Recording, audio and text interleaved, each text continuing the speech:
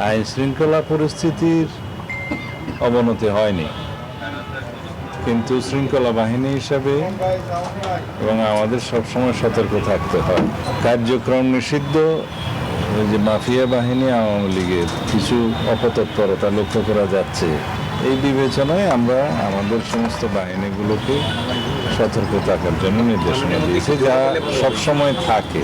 তার বাইরে আমরা আজকে থেকে 30 তারিখ পর্যন্ত আমাদের সেনা সদস্যদেরকে আবার ইনএড টু সিভিল পাওয়ার ডিপ্লয় করেছি, যাতে যে কোনো রকমের অপতৎপরতা অ্যাড্রেস করা যায়। কার্যক্রম নিষিদ্ধ আওয়ামী লীগের প্রতিষ্ঠা বার্ষিকী কেন্দ্র করে ঢাকা সহ 6 জেলায় সেনা মোতায়েন করেছে সরকার। আগামী 30 জুন পর্যন্ত মাঠে থাকবে তারা। স্বরাষ্ট্রমন্ত্রী জানিয়েছেন, প্রতিষ্ঠা বার্ষিকীর দিন অরাজকতা করতে পারে কার্যক্রম নিষিদ্ধ দলটির নেতাকর্মীরা। গোয়েন্দা সংস্থার এমন তথ্যের ভিত্তিতে আইন শৃঙ্খলা পরিস্থিতি স্বাভাবিক রাখতে সেনাবাহিনী মোতায়েন করা হয়েছে।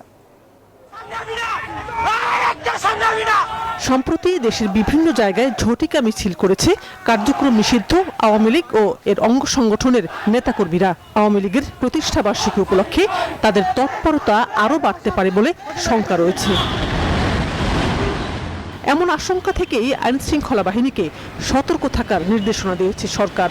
সেই সাথে সেনাবাহিনী মোতায়েনের সিদ্ধান্ত নেওয়া হয়েছে।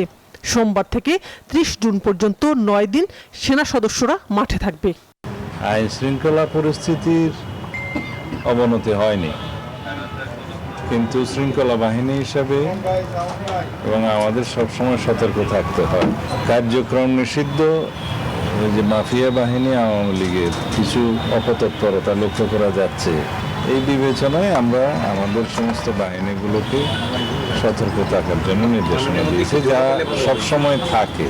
তার বাইরে আমরা আজকে থেকে 30 তারিখ পর্যন্ত আমাদের সেনা সদস্যদেরকে আবার ইনএড টু সিভিল পাওয়ার ডিপ্লয় করেছি, যাতে যে কোনো রকমের অপতৎপরতা অ্যাড্রেস করা যায়।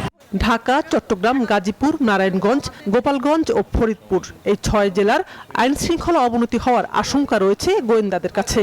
এসব জেলায় স্থানীয় প্রশাসন এবং আইন শৃঙ্খলা বাহিনীর সাথে সেনা সদস্যরা কাজ করবেন বলে জানান স্বরাষ্ট্রমন্ত্রী। আমরা মনে করেছি কোন কোন জায়গায় তাদের অপতৎপরতা বৃদ্ধি পেয়েছে, আমাদের ইন্টেলিজেন্স রিপোর্টের ভিত্তিতে আমরা সেটা করছি। এটা শুধু নয়, আরও কিছু বিষয় আছে, আমি এখানে এগুলো ফাঁস করতে চাই না। দেশে অস্থিরতা সৃষ্টির জন্য কিছু কিছু মহল, কোনো কোনো মহল অপতৎপরতা লিপ্ত আছে, তো সেই জন্য আমরা অ্যালার্ট থাকার অংশ হিসেবে আমরা নিয়েছি। তার দাবি, আগের যে কোনো সময়ের চেয়ে আইন শৃঙ্খলা পরিস্থিতি উন্নত হয়েছে। তাই এ নিয়ে বিরোধী দলের বিক্ষোভ সমাবেশকে গণতন্ত্র চর্চা হিসেবে দেখছেন তিনি।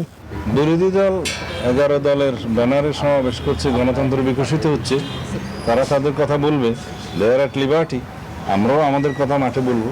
শাহনাজ ইয়াসমিন, নিউজ 24, ঢাকা।